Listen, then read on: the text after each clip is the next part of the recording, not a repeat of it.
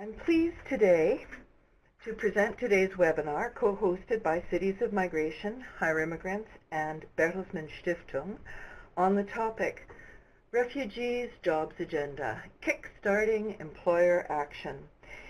The magnitude of the global refugee crisis has left many wondering, how can I help? While an outpouring of support greeted Syrian refugees to Canada, Toronto business leaders quickly recognized that there was no clearly defined response to help refugees find meaningful employment.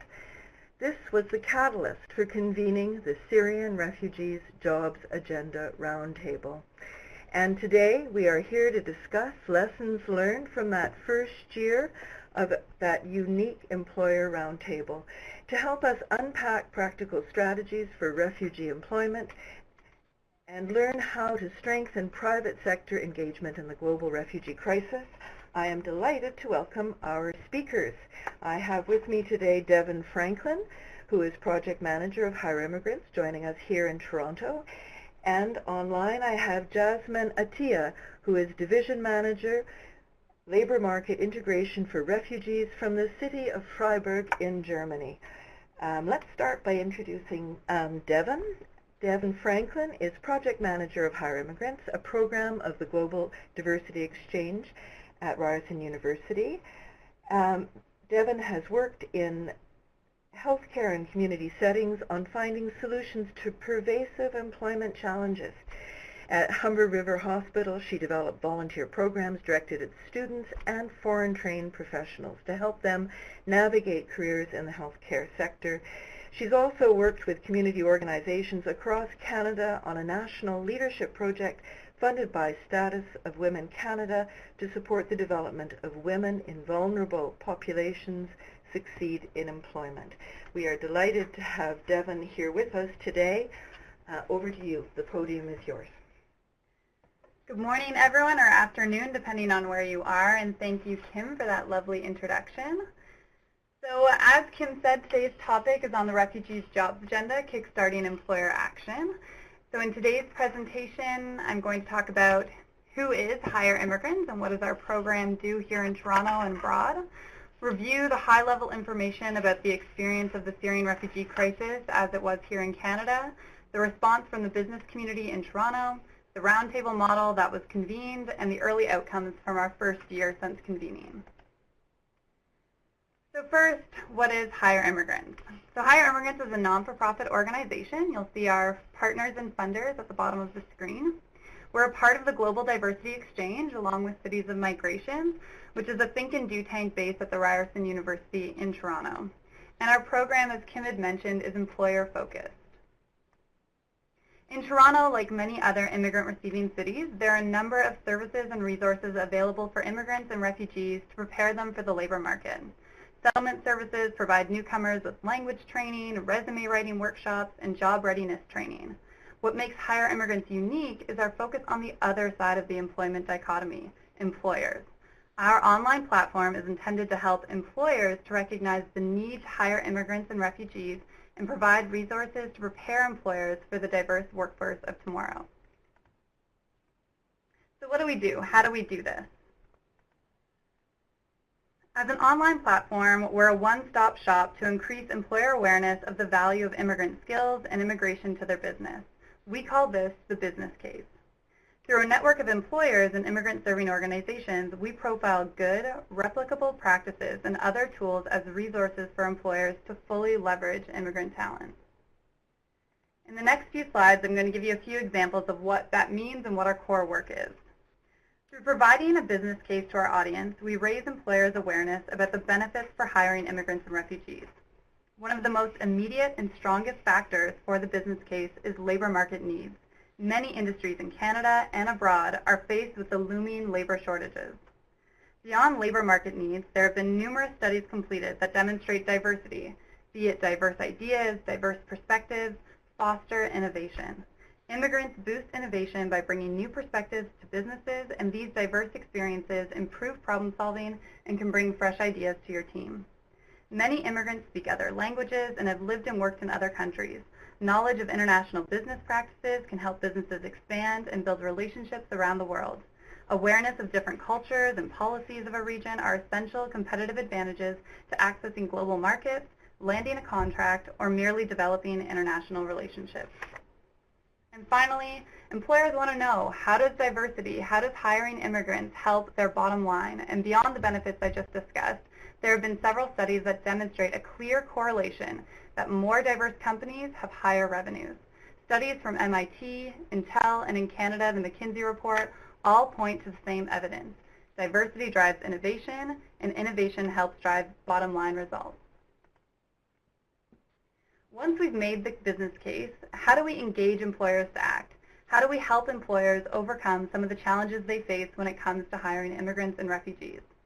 Well, Hire Immigrants engages with employers through providing free resources to help employers overcome hiring and managing challenges and reach and leverage immigrant talent for their business. These are just a few examples of the resources we provide. Employer success stories provide employer examples of successfully recruiting, hiring, and managing a diverse team. We have a portfolio of success stories from employers like Siemens, Maple Leaf Foods, and Enbridge. Importantly, all of our success stories include tips for other employers to leverage immigrant talent for their workforce. Our webinar series provide a peer-to-peer exchange through the platform we're all tuned into today. Through our webinar series, we address challenges and offer solutions for employers seeking avenues to recruit and retain immigrant talent. Recent webinar topics have included attracting and retaining immigrants in rural communities, confronting hiring bias in recruitment practices, and responding to the question, what comes first, language or work? Our research and policy section importantly aims to provide accessible, easy-to-read information important to employers. We take complex policy documents or research and summarize important information for our audience. So now that you know who is Hire Immigrants, let's turn our attention to the topic of today's session, which is Syrian refugees and the jobs agenda. For some context, Canada has received more than 30,000 Syrian refugees since November 2015. This number here is the most up-to-date since November 2016, and we anticipate that our numbers are well over 40,000 now. Slightly more than half of these newcomers are fully government-sponsored. The rest are privately sponsored or sponsored by a combination of government and private sponsorship. The cities accommodating the greatest number are Montreal and Toronto, which were home to Canada's biggest Syrian communities before the Civil War erupted in 2011. Most of the immediate settlement concerns in these cities were being addressed, such as health and housing, but navigating employment was a complicated and difficult aspect of the integration process. Securing employment is an important indicator of successful integration that contributes to newcomers' sense of belonging. In the absence of social networks and links to the Canadian labor market, searching for employment opportunities would be a challenge for many newcomers and a missed opportunity for local employers. Ratna Amidvar, former executive director of the Global Diversity Exchange and the chairperson of the Roundtable, was motivated by the gaps she found in responding to the arrival of these Syrian newcomers. There has been an outpouring of support to welcome Syrian newcomers from all sectors, public and private, but missing was a clear focus on helping them find the right employment to match their skills and capabilities. This was the motivating factor for Ratna Amidvar, and under her leadership, she called upon the business community and other important stakeholders to act and respond to the challenge of connecting Syrian refugees to meaningful employment opportunities. She convened members committed to working collaboratively and strategically to eliminate duplication and confusion in employment efforts. We called ourselves the Syrian Refugees Jobs Agenda.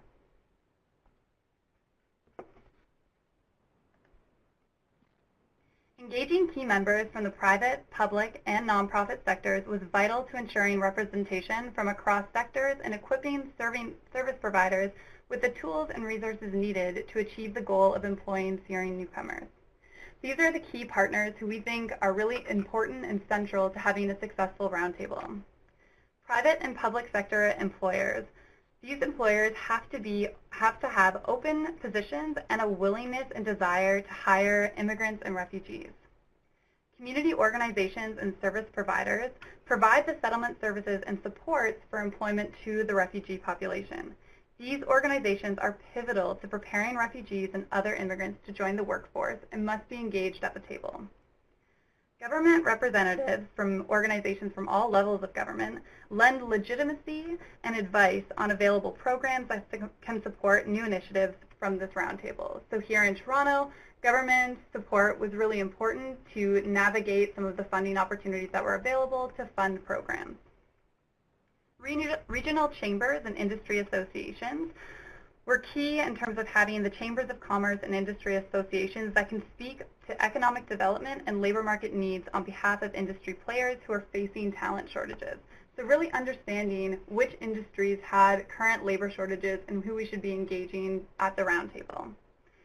And educational or education-related organizations that provide credential-related services such as credential evaluation, competency assessment, language testing, and other supports that help refugees and immigrants demonstrate their skills and abilities to join the workforce was pivotal on this roundtable. There are over 40 participating members in the Toronto Roundtable. These are just a few examples of the participating members. At the top, you'll see some of our key employers. We have KPMG Canada, which is an accounting firm, LIUNA, which is a local construction and trade union, and the Business Development Bank of Canada, so from the financial industry. Service organizations that have participated are TRIAC, Access Employment, and importantly, Refugee Career Jumpstart Project, which has been very influential in connecting Syrian newcomers with employment opportunities. The Toronto Region Board of Trade is one of our regional boards that is present on the roundtable, and World Education Services provides credential recognition services. And finally, from the government, we have the IRCC, which is at our federal government level, and the City of Toronto, which is at our municipal level. So how does the roundtable model work? The central convener is crucial. As the chairperson, Ratna Ahmedvar convened bi-monthly meetings to bring all roundtable members together. KPMG Canada hosted the group in downtown Toronto, and the meetings were convened in the morning prior to the beginning of the workday to accommodate work schedules. At the meeting, it was important to draw the larger group back to an employment-focused agenda. Always we were asking ourselves, how will this action create employment? As you can imagine, with the Syrian refugee crisis and the people who are around the roundtable, oftentimes conversation can get sidetracked talking about other issues, and it was important as the convener that Ratna always brought the group back to how will this action create employment. Important challenges arose that required the larger group to split into subcommittees to address the needs. From the initial roundtable meetings, it became clear that there were some gaps in our understanding as to the refugee population in Toronto and the talents that each Syrian newcomer brings with them. To address this challenge, 4 members of the roundtable created a subcommittee to develop the skills profile of Syrian refugees in Toronto. This is very important. You can't link people to employment opportunities without knowing the skills and qualifications they bring to the labor market. So this is an important first step. It also became clear that there was one employer at the roundtable, LIUNA, the Trades and Construction Union, that had job opportunities immediately for Syrian refugees that had a background in the trades or a willingness and interest to learn. To address some of the language challenges and educational requirements necessary to enter the trades, LIUNA partnered with 2 other members of the roundtable to form a working group. There was also a need to bring Syrian newcomers together and have roundtable members showcase the available job opportunities. Therefore, a job fair was determined as a great way to bring Syrian newcomers out to meet employers. Importantly, employers could only participate in the job fair if they had job openings and a willingness to hire Syrian newcomers. So after our first year since convening, the Roundtable has produced great early outcomes, and we are continuing to work through to make sure that we are striving to link Syrian newcomers with meaningful employment. 2 job fairs with over 500 attendees were organized. Hire Immigrants produced a comprehensive employer guide to hiring newcomers. So this is a guide that was explicitly focused at employers, and when you download the employer Kickstarter, you'll see it in the appendix. So this is a really important guide that was, again, geared towards employers to help them feel prepared for a Syrian newcomer in their workplace. On the other side of the employment dichotomy, we had RBC, Royal Bank of Canada, and TD Canada Trust, 2 members of the Roundtable, that provided mentoring and coaching to job seekers before the job fair. So again, it's important to understand that Syrian newcomers may be very new to the job fair format, and so providing that coaching and mentoring before the job fair makes sure that they're as successful as possible at the job fair itself. From the subcommittee focused on trades, the construction trades program was developed and has already had its first cohort of graduates. 65 refugees are currently enrolled in the program, and there's an over 100-person waitlist. The streamlined program offers sector-specific language training and pre-apprenticeship opportunities, leading Syrian refugees directly into employment opportunities. From the subcommittee focused on skills, a comprehensive skills profile on the working age Syrian refugee population has been conducted, and over 2,000 Syrian refugees have been assessed. Given many individuals' lack of formal education or inability to demonstrate formal education due to missing credentials, a new initiative is underway to benchmark entry-level positions and assess Syrian newcomers using a psychometric assessment tool. These early outcomes have brought about national coverage, being featured on Toronto's Metro Morning radio show and the CBC Toronto newspaper and local news. These are just a few words from some of our members. From Gillian Smith from the Toronto Region Board of Trade, she said the Syrian Refugees Jobs Agenda Roundtable mobilized employers to determine precise, actionable pathways, such as hosting a job fair, to employment opportunities. The team held itself to account by focusing the conversation of each meeting on answering, how will this action create employment? And Tony Lagrasta, lead for community inclusion and diversity at KPMG in Canada, said the opportunity to convene leaders from across industry sectors, all levels of government, and the non-profit community in this forum empowered all of us to focus on the immediate employment needs of Syrian newcomers and arrive at solutions that can be leveraged nationally to support all new Canadians in their pursuit of work. Importantly, a successful roundtable model requires these central ingredients for success. A central convener. There needs to be a strong leader and convening organization that can oversee the roundtable. Here in Toronto, we had Ratna Omidvar and the Hire Immigrants team convening and being that central convener, keeping roundtable members on track and focused on our goal. The employers that are involved must be able to hire and have an interest in investing in refugee employment. Service providers are so important. Oftentimes, it's the service providers that are connected to the refugee population, have experience in providing specialized training and support, and are crucial for developing work programs in collaboration with employers and industry partners. Having government representatives at the table is very important and can offer insight into funding opportunities for program development and can help leverage contacts to move initiatives forward. So the Refugee Jobs Agenda Kickstarting Employer Action resource is now available online, and as I said, the appendix is the employer guide. Hire Immigrants is always interested in learning how other communities are addressing refugee employment, so please share your story with us. And also, you can subscribe to our mailing list and never miss out on helpful resources and important information. And my contact information is there, as well as the Hire Immigrants website. Thank you so much, and I look forward to your questions. Well, thank you, Devon, for that excellent overview of Hire Immigrants and the Refugee Jobs Agenda Roundtable. There's no doubt about it.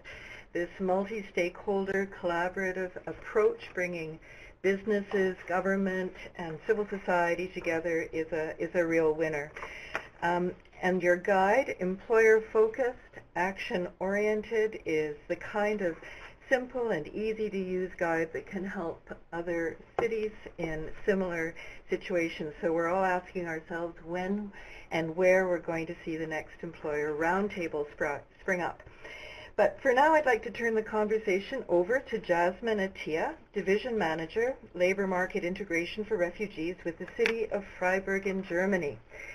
Jasmine manages the municipal work with refugees in the areas of labor market integration for the City of Freiburg's Department of Migration and Integration. Previously, Jasmine was the project manager for the Welcome Center for International Professionals in Freiburg, which helps international professionals who want to work and live in the region and acts as a central point of contact for companies that want to hire international specialists and integrate them into their workforce. Jasmine has also worked for international exchange programs and affairs in universities in Bonn and in Cairo, Egypt. We're delighted to have Jasmine with us today. Please join me in welcoming Jasmine from the City of Freiburg. Over to you, Jasmine. Thank you, Kim. Thank you very much. It is great being here, and thank you for the invitation once again. I would just like to add that I am also responsible for our so-called Competence Center for Refugees, which we established with the help and support of the Bertelsmann Stiftung. That's the main reason also why we participate today. And Devon, thank you so much for the very impressive and informative presentation. I would like to ask some questions though, and since today's webinar is about kickstarting employer action, I would be interested in learning more about the situation in Toronto, specifically about the demand for skilled professionals, since you mentioned also that labor force growth in Canada is slowing down. Here in Freiburg, many small and medium-sized businesses desperately need skilled personnel, and they don't have any problem hiring refugees. And I would like to know if in Toronto, is the demand for skilled professionals the same, and what is motivating employers to hire refugees? Thanks for your question, Jasmine. So absolutely, in Toronto, similar to the city of Freiburg, there's a strong demand for skilled professionals. With many senior-level personnel nearing retirement, we're calling it the retirement boom. Skilled immigrants represent a talent pipeline to fill both the labor shortage and, importantly, the skills shortage many industries are faced with. So again, with recent grads coming out of school and they lack some of the on-the-job experience and lived experience, skilled immigrants represent that bridge for that gap in terms of the skills. In Toronto, we experienced a dual motivation from employers in terms of their motivation to hire. So first, employers were motivated to act from a humanitarian perspective. The images, footage, and stories that flooded Canadian media motivated many, employers included, to respond. But once the Syrian refugees had landed and settled in Toronto, employers were exposed to the skills and experience these newcomers bring, and the motivation to hire was immediate. Thanks very much for your answer. Yeah, okay. And what about the legal restrictions for refugees? There are often restrictions, especially here in Germany, for refugees for entering the labor market, but also dealing with the regulated professions can be just as difficult in our experience. What is the situation about this in Canada? Can you share an example of how the regulated professions are responding to refugee employment? So unfortunately, the situation is very similar in Canada. Regular professions represent a barrier to all immigrants, including refugees. The federal government of Canada has addressed this growing problem and provided a framework to streamline the licensing process. However, due to how our government is set up, each province gets to determine the process and whether to follow the suggested framework from the federal government.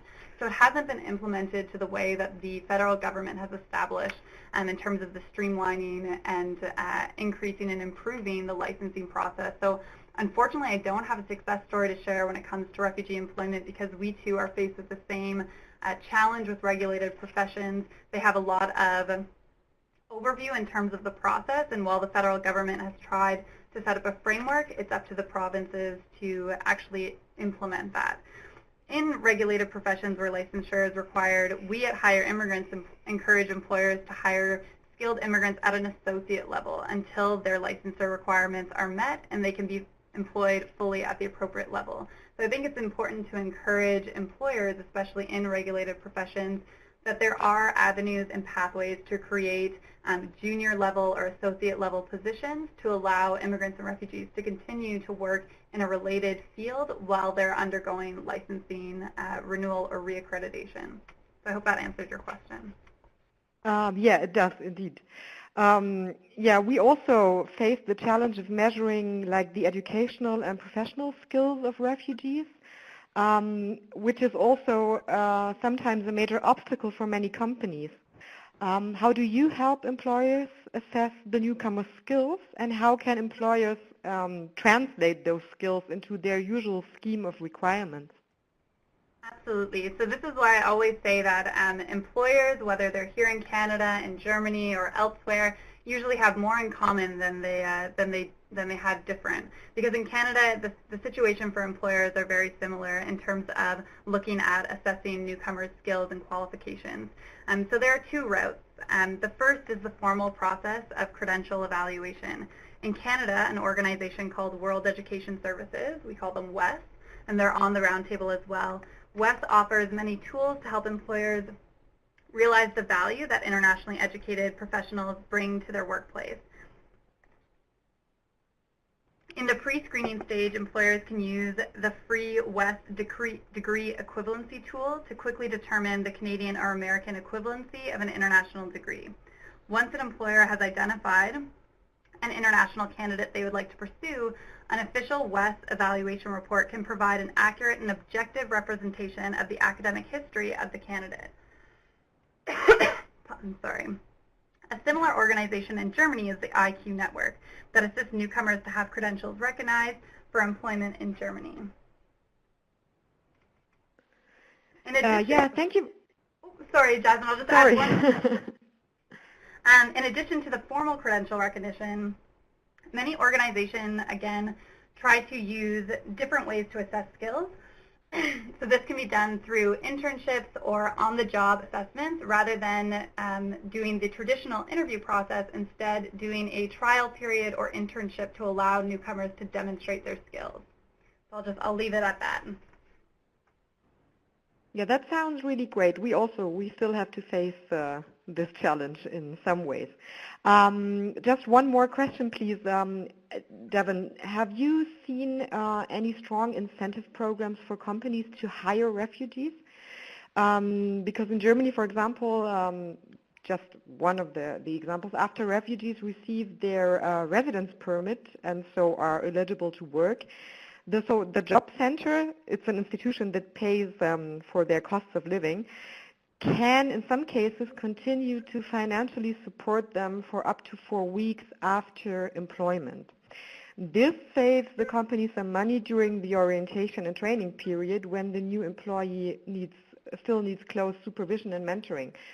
So is there something similar in Canada? Yeah, so in Canada, the situation is a little bit different in that the government really, this is really seen as a government priority. And so the government provides labor market integration subsidies, or it co-sponsors placements, co-op programs, and internships. So these government initiatives are run through settlement agencies. So settlement agencies deliver on government commitments. So a government, whether it's federal or provincial government, will release a call for proposals for employment integration, and our settlement agencies, so some of them that I mentioned, TRIAC, Access Employment, Refugee Career Jumpstart, will apply for these funding opportunities, and then they will fund programs that provide subsidies to refugees or provide or set up placements, co-op programs, or internships. So similar, but again, it's all vetted through the settlement agencies with government funds.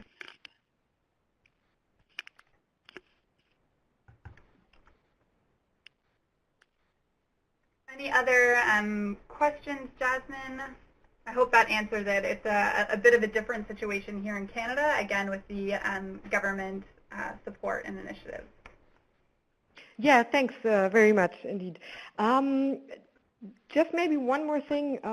How do you also reach out to the people on the local level? Like, is there like a strong movement of voluntary service, for example, for refugees? How did civil society react to the Syrian refugees? That would be something I would be interested in. Like, how do you engage private citizens at the local level?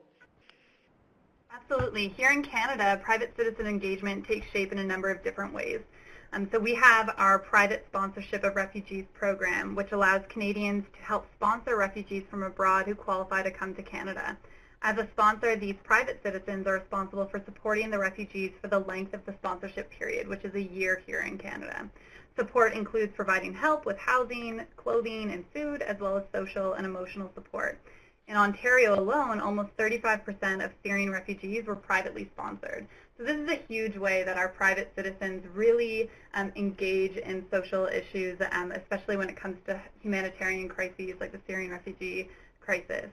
Volunteerism is also very prominent at the local level in Canadian cities. At Ryerson University alone, there's 1,000 student volunteers that donate their time to assisting Syrian newcomers. Some students offer translating assistance, being Arabic speakers themselves. Others assist newcomers in completing their income taxes or other Canadian, learning the Canadian system.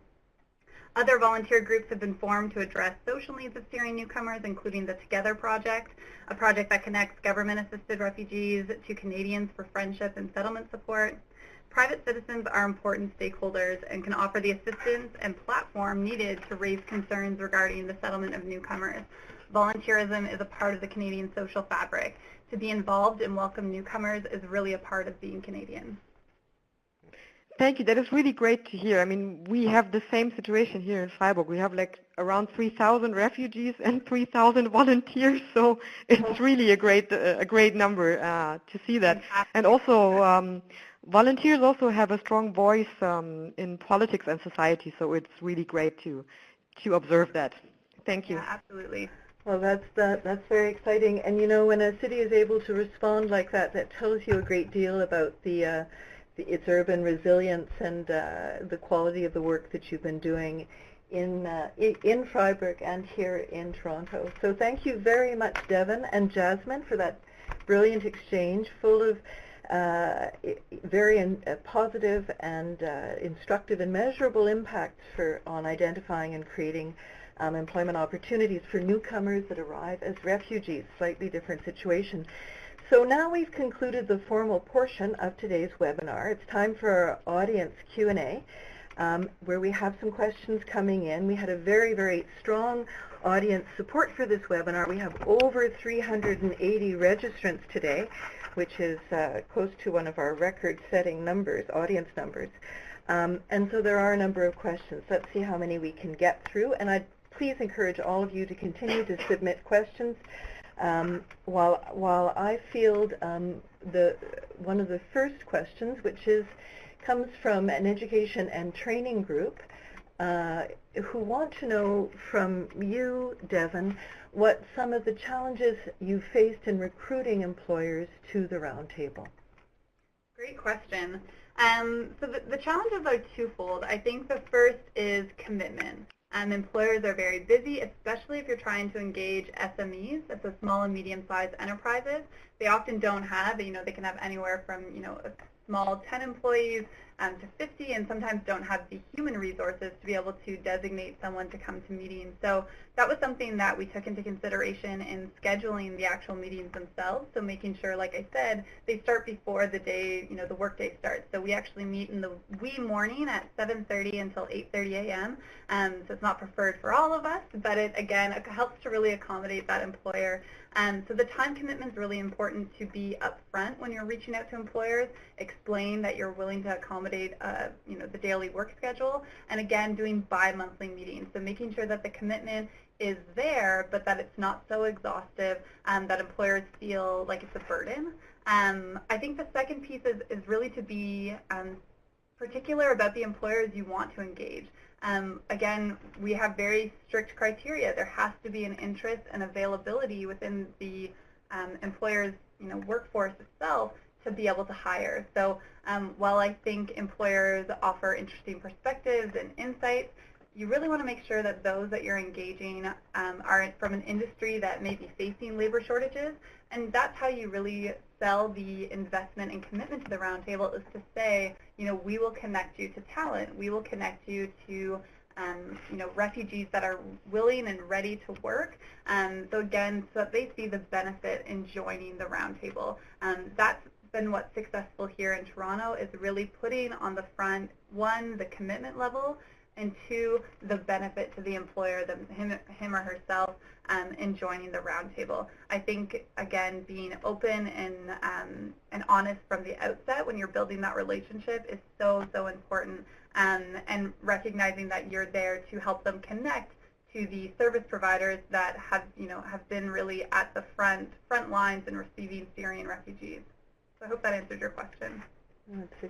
It's an important question. I mean, and for you, Jasmine, would you like to comment on the openness of employers in Freiburg to this challenge of refugee employment? Yeah, I would indeed. We have the luxury that the majority of employers here in Freiburg and the surrounding area are small and mid-sized businesses, and many of them are very open to hiring refugees, but they face sometimes difficulties because many of them, they don't have their own HR department, for example. Instead, the owners of these businesses often handle the staff matters. And for them, it is especially complicated to hire employees with uncertain residency status, or people who don't have a work permit, for example. And there's always the threat of an applicant being deported because they do not have a sufficient likelihood to remain in the country. And these are some difficulties they face. But in general, they are very open to hire refugees. And most of them, of those small businesses, are very important to us because they themselves are like a very good they multiplicate the integration effort because they are surrounded at the outskirts of the city, and people know them, and then they see, oh look, they hired a refugee and he looks nice, and they get used to the fact that there are refugees working beside them, so they are really very helpful when it comes to the whole integration process. That's what I'm trying to say, I guess. Thanks. Isn't that interesting? This is a topic that interests a number of people. We have a question from the government of Saskatchewan, one of our prairie provinces here in Canada, on the very same topic. And Tim asks, was it difficult to engage small business? Was most of the connection to employers larger enterprises? And that's for you, Devon. Thanks for your question, Tim. Yes, a lot of our, again, we've only been a year convening, and the majority of our employers are medium to large size employers. Again, I think it comes down to capacity, so the capacity of the organization, one, to hire, and two, to be able to have a designated individual be able to attend the meetings and engage in the subcommittees. That is a goal for year two, and is reaching out to some of the more medium to small size business. Again, there does have to be that criteria that there is a willingness to hire and available positions. So some of those smaller size businesses may not have the capacity to hire. But again, reaching out, I think in Canada, 70% of our employers are small and medium-sized employers. So that engagement is critical, and we recognize that that's a gap currently on our roundtable in terms of employer representation. So engaging small businesses will certainly be a motivation in the year ahead.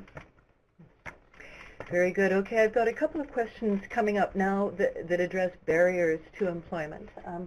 And we'll start with a question from Claudia Walter at the Bertelsmann Stiftung in Gütersloh, who asks about language problems in Toronto. How you've dealt with language issues when it comes to employing refugees who don't speak English. And there's another question, so we'll take them both at the same time, from Sarah Pfeffer, who asks, what comes first, language or work? Great questions from Claudia and Sarah. Maybe we'll start with you, Devon. Absolutely, great question, and something that we too in Toronto, as I'm sure in Germany, grapple with, the language or work challenge. You have to have certain language skills to be able to be on a job site, but then again, you want to get people working as well, and that work aspect really incorporates newcomers into society and actually fosters an environment where language learning becomes much easier because they're surrounded by language, English speakers or German speakers. So I'll give you the example from LIUNA. LIUNA is a trade and construction union here in Toronto that was faced with a very desperate labor shortage.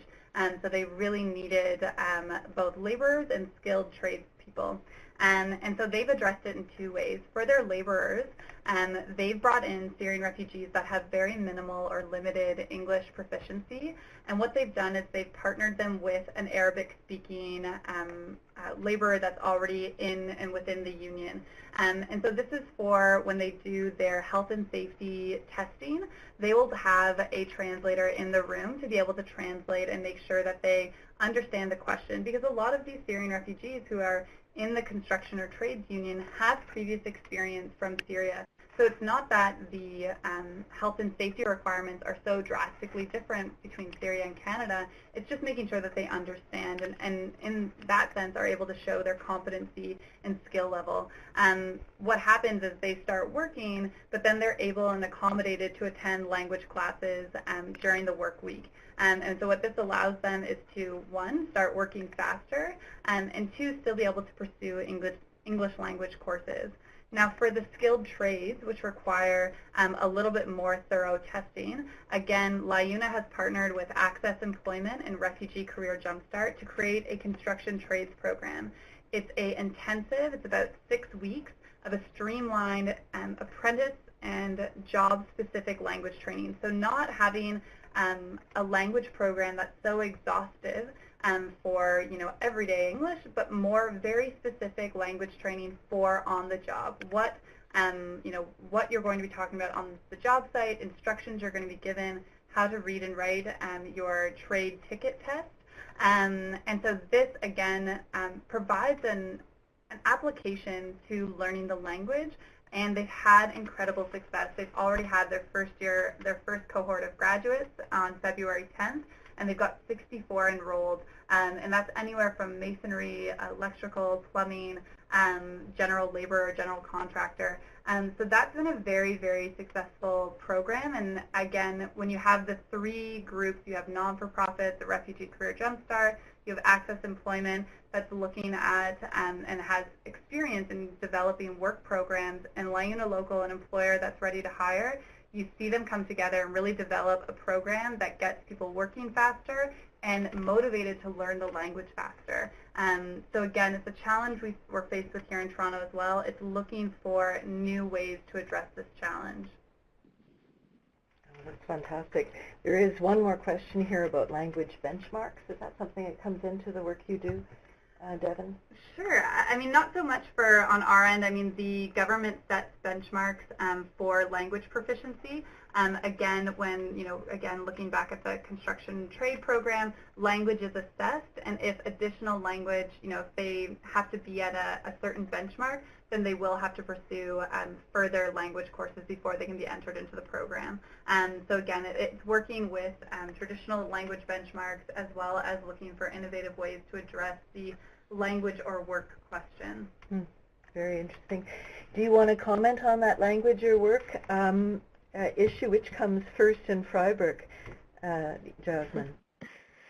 Yeah, it's not so easy which comes first. Both go side by side, I would say. Yes. But yeah, just a small comment. I mean, we experience that work is, for most of the refugees, more important than learning the language, because they are like eager to start their own life and be independent from public funds.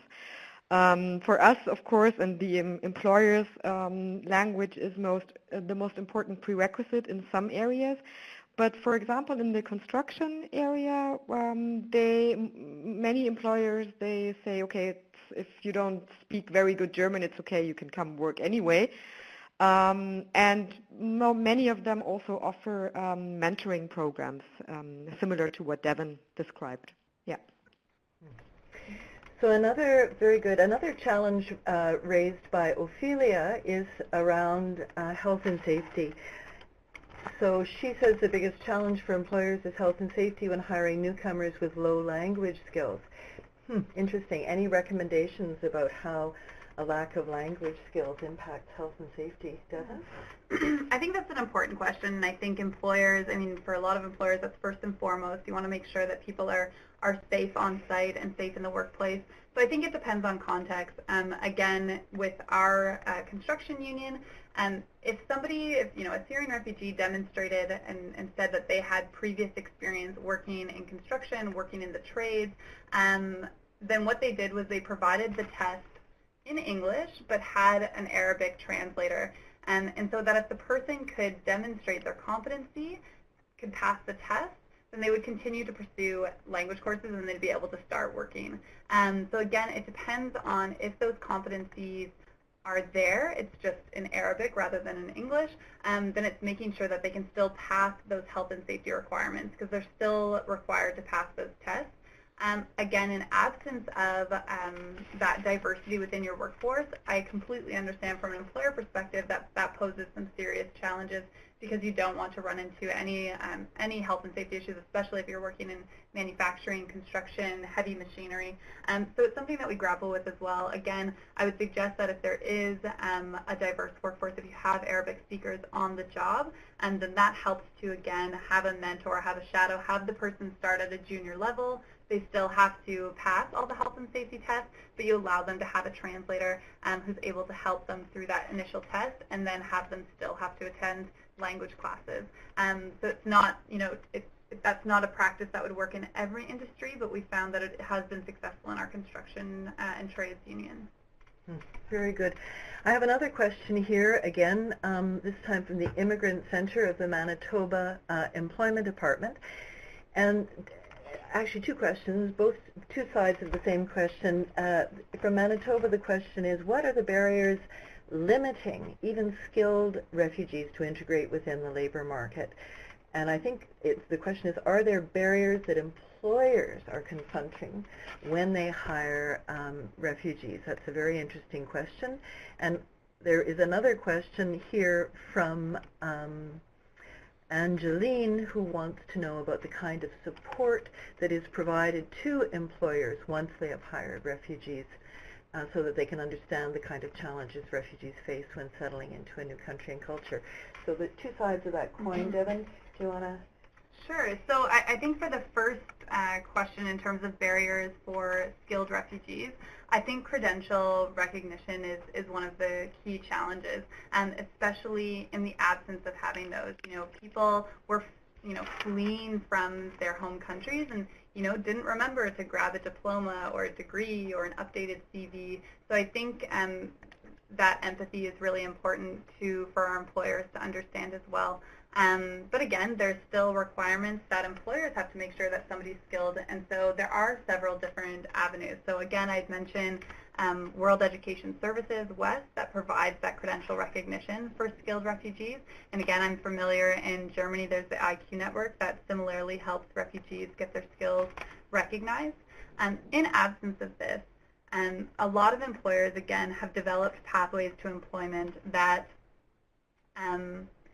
go beyond the traditional interview. I think what a lot of refugees and immigrants as well face is in the standard, in a North American context, in our standard interview process, and oftentimes refugees are not prepared for this type of interview, and so their skills and competencies don't come across in that interview phase, and you end up screening out a very competent, skilled, individual.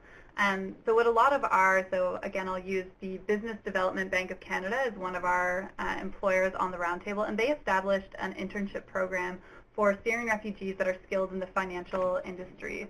And so they come, they work at the BDC, so at the Business Development Bank of Canada, on a short-term contract, and allows them to demonstrate those skills and qualifications. So they're hired at a more junior level, so they may have been at a higher level in their home country. They're hired here at more of a junior level so that they can demonstrate those skills and competencies as well as learn the nuances in this new national context.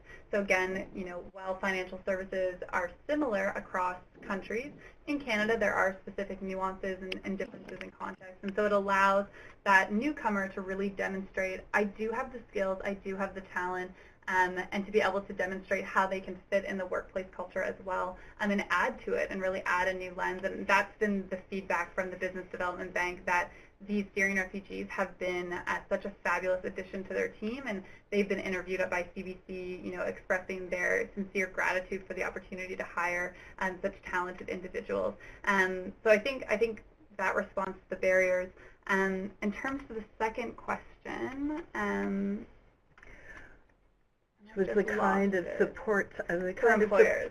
Support for employers. Yeah. So that's a big question. So after employers have hired, whether it's a Syrian refugee, a refugee from another country, how do employers support this new employee, and how do employers make sure that their current workforce are prepared for this diversity. And so Hire Immigrants has a number of resources online under our Managing a Diverse Team, and this includes things like intercultural competencies, so really making yourself as an employer aware of the cultural differences of where this newcomer is coming from, so that you understand that if they respond to an email in a certain way or respond to you in a certain way, that your initial reaction may be to take offense, but by making yourself aware of the cultural differences, you may realize, well, that's just how communication between a manager and another employee, it works in a different cultural context. So intercultural training and understanding is a big, big factor.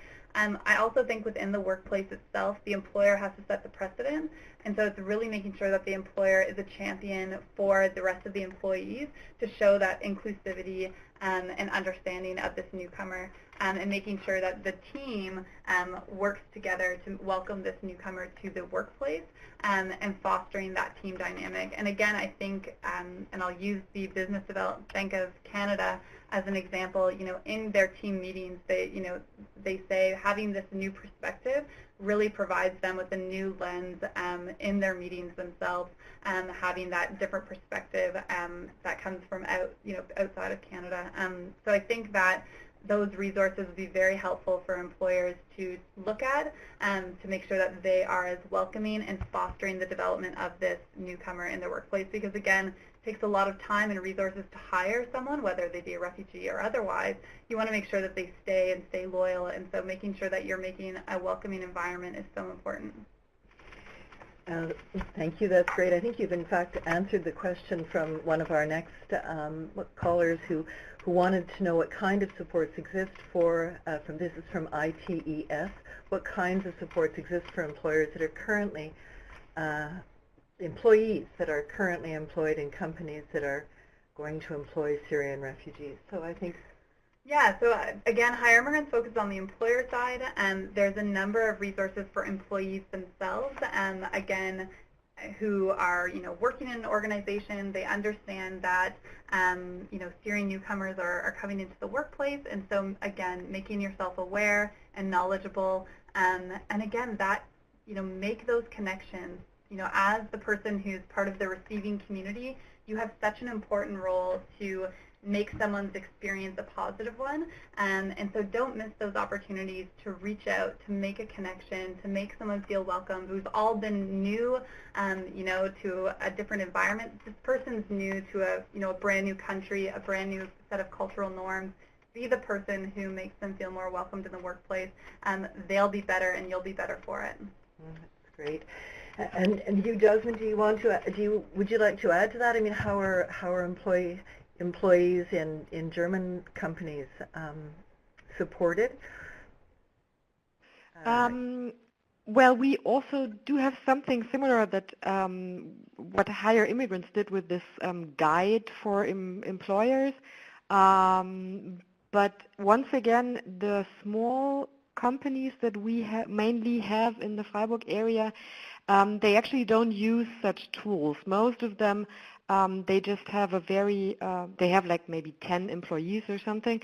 So it's a very familiar atmosphere, and they try to like really integrate those refugees as a part of the working family, let's say.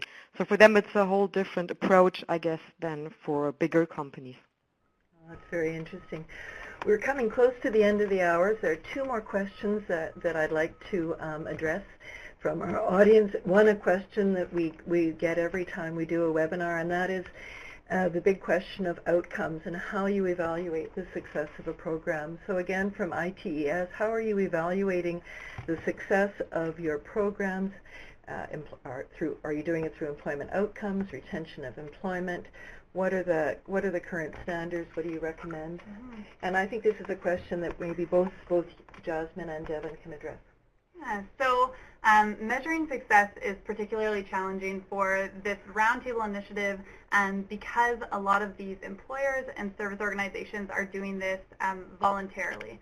So they're coming to the meetings, they're participating and engaging because they have that motivation and desire to participate. But because of corporate policies, getting access to an employee's profile, whether they were a Syrian newcomer, whether they were from another immigrant class, is challenging and poses those challenges. But we do consider successes based on employment outcomes. Again, with the focus of the roundtable being employee-focused, employment-focused, and asking that question, does this action result in employment? We're frequently coming back to the table and talking about those outcomes. And so, again, the TRACE program, based on our funder information for that program, we can't release those early results until later in the spring. But again, once we have that information, that is something that we will publish, because we understand that measuring those outcomes is so important, especially to motivate other employers to participate. So our measurement of success is through those employment outcomes.